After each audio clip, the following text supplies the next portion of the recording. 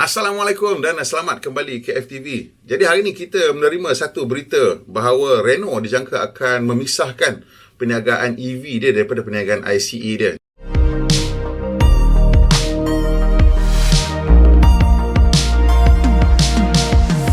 Jadi kalau awak biasa dengan channel ni, mungkin awak pernah dengar kita bercakap bahawa ini sesuatu yang mungkin tak dapat dielakkan dalam anjakan kita ke dunia elektrik ni. Dan saya sudah katakan beberapa kali di sini bahawa anjakan yang paling besar ataupun usaha yang paling besar yang perlu dilakukan oleh syarikat-syarikat otomotif tradisional ialah bukan kejuruteraan untuk menghasilkan kereta elektrik itu sendiri, tetapi kejuruteraan keuangan ataupun financial engineering. Jadi kenapa saya kata benda ni tak dapat dielakkan?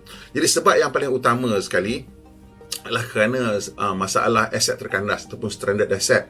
Jadi dijangkakan menurut satu kajian yang dilakukan di Norway ke mana ke Sweden ke, dikatakan bahawa jumlah aset yang terkandas untuk industri otomotif di Eropah sahaja dijangka bernilai lebih 240 bilion euro. Jadi satu angka yang sangat besar, dan saya jangka ini adalah satu angka yang terlalu besar untuk dikendong oleh syarikat-syarikat otomotif dalam dia punya balance sheet lah. So kalau begitulah kiranya memang terpaksa dia orang tak ada pilihan lain, dia orang terpaksa akan asingkan bisnes ICE dan bisnes EV mereka. Dan kalau kita tengok, Renault sudah pun melakukan langkah pertama, walaupun menurut berita ni Renault sedang mengkaji, tapi kita tahu bahawa mereka sudah mengumumkan dia punya usaha sama dengan Geely untuk menghasilkan produk-produk ICE. Dan pada saya itu memang satu langkah yang tepat. Geely adalah satu rakan kongsi yang tepat untuk mana-mana syarikat untuk menghasilkan ICE dalam masa transition ni. Kenapa saya cakap macam itu? Kerana Geely adalah sebuah syarikat baru dan mereka baru saja melabur sejumlah wang yang banyak untuk menghasilkan enjin baru dan kotak gear baru. Jadi dia orang punya enjin dan kotak gear dijangka akan boleh bertahan selama lagi 15 hingga 20 tahun lah dalam tempoh anjakan ini. Sebab itu juga keputusan Proton untuk mengambil enjin Geely dan dibina di Tanjung Malim ialah satu langkah yang juga agak tepat.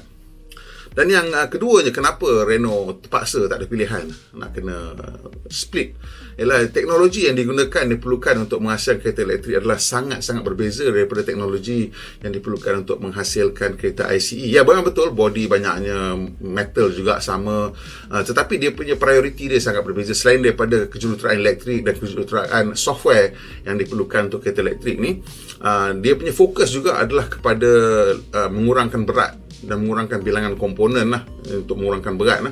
Dan ini adalah satu skill set yang berbeza daripada dulu, kerana untuk kereta ICE sebagai contohnya lah kan, kita punya ancillary drive untuk aircon, untuk alternator, untuk power steering, semua memang menggunakan tenaga yang berlebihan yang dihasilkan oleh enjin yang tidak digunakan oleh kereta sepenuhnya at most of the time. So untuk kereta elektrik tak boleh ada benda kelebihan tu. Jadi dia punya skill set is very different. Jadi mereka akan perlu, basically dia kena lay off lah engineer-engineer sendiri dia tak nak pakai ni, dan juga penghasil-penghasil yang dia orang tak nak pakai, sebagai contohnya kilang casting untuk enjin, untuk benda-benda gearbox semua akan kena tutup. So all the skill set semua kena berubah. Jadi ini bermakna dia orang better dia hive off pergi ke tempat lain, so for that company to deal with all these issues. So the company yang akan jaga ICE itu akan kena beritahu lah dia punya staff bahawa kita akan wind down kita punya operation ke apa ke, tapi yang EV ni dah selamat dah tak ada isu, semua dihandle oleh syarikat yang berbeza. Dan yang ketiga, mengenai rangkaian bekalan. Jadi rangkaian bekalan untuk kereta elektrik ni memang sangat-sangat berbeza lah kan. Jadi untuk syarikat otomotif yang sedia ada, kita tengok sebagai contoh, bila Volkswagen menghasilkan kereta-kereta ID series mereka, kita nampak masih lagi ada kesan-kesan mereka menggunakan supply chain yang lama, iaitu komponen-komponen untuk cooling, untuk AC, masih lagi menggunakan komponen-komponen lama. Sebagai contoh, untuk aircon, banyak kereta elektrik, syarikat kereta elektrik yang baru menggunakan heat pump. Tetapi untuk kereta-kereta syarikat kereta lama masih lagi menggunakan kompresor dan sebagainya untuk run dia punya refrigerant. Dan tak ada macam heat transfer proses macam itulah. So all this akan menyebabkan syarikat-syarikat tersebut tidak dapat menghasilkan kereta elektrik yang paling cekap dan yang paling canggih lah. So ini memerlukan mereka juga berganjak daripada supplier yang lama. Sebab supplier yang lama ni mengikut struktur industri otomotif yang sekarang ni lah, kebanyakan supplier, especially tier 1, Dia orang memang take up some of the R&D work and sign up some of the R&D cost, and as a result what happened is that manufacturers kena ada guaranteed volume. Dia kena janji nak beli sekian number lah bila dia minta satu supplier tu nak develop something for them. So this unmet volume ni, minimum volume ni kadang-kadang masih banyak lagi. That is why kita tengok, macam saya cakap tadi, kenapa Volkswagen masih lagi menggunakan traditional punya komponen, is because that lah, dia kena lengkapkan. So jelas bahawa dia orang mungkin kena split lah, sebab moving forward all this EV punya operations we need a whole different set of supplier, and mungkin the existing supplier nak kena masuk separately into this, because otherwise dia akan menjadikan sangat-sangat complicated. Dan yang keempat, kilang kereta elektrik ni dia berbeza daripada kilang kereta biasa kerana komponen tu berkurangan. Sebagai contohnya, enjin dengan elektrik motor sangat berbeza dan kotak gear tak ada. So all those casting plant semua akan terpaksa ditutup ataupun diubah suai. Untuk Tesla, dia menggunakan casting yang lebih banyak daripada syarikat kereta lain kerana dia menggunakan casting untuk dia punya front and rear crash structure. So the whole factory layout is so different. Jadi kalau kita tengok sebagai contoh Tesla punya Gigafactory, jadi Tesla punya Gigafactory ni dia memang sangat-sangat berbeza kerana dia punya footprint dia lebih kurang sama macam kilang kereta yang boleh menghasilkan 200 hingga 300 ribu kenderaan setahun.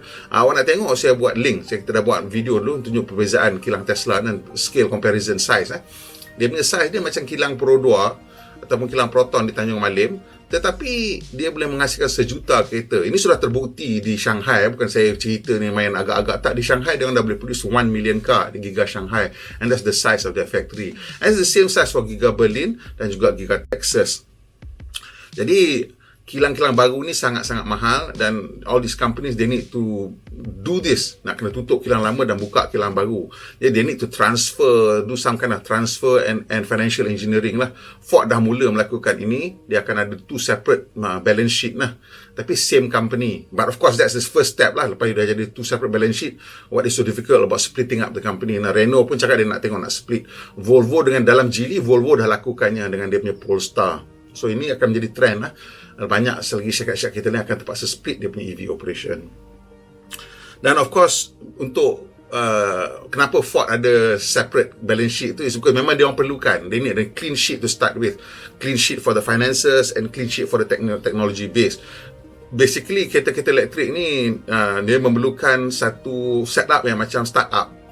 Macam startup company, macam company baru, macam Tesla ke Nio ke Xpeng ke all these companies lah. Dia orang memang macam behave like a startup, di mana dia orang have a very high capital consumption punya period untuk sekarang ni, but very low maybe revenue for a while, and also perlukan a large headcount increase untuk acquire new technology and new capabilities.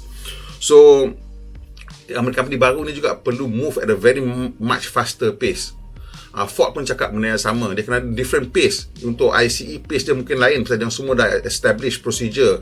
Tapi untuk EV procedure pun belum ada. Jadi nak kena develop new procedure and move it at a much faster pace. So mark my words, in the future more and more car companies akan terpaksa split. Dalam cerita Renault Nissan ni, Renault kata dia nak split, Nissan kata dia orang masih belum sure. But then again, Japanese companies are a lot more conservative, and you might see a sale of Nissan punya shares by Renault lah, pasal dia orang memang, I rasa dia orang akan terpaksa lakukan begitu, satu to raise funds and also to split themselves lah from companies yang mungkin tak ada make real commitment to EV yet. Okay, sampai situ je video kita kali ini. Kalau suka, tekan butang like, kongsikan dengan kawan-kawan kalau bermanfaat, dan juga tekan butang subscribe langgan. Tolong kita sikit, kita nak capai 100,000, dan tekan butang loceng supaya tak ketinggalan bila kita buat naik video terbaru. Kita buat naik video hampir tiap-tiap hari sekarang. Pemandu Malaysia, pemandu yang berhemah, kita jumpa lagi insya-Allah.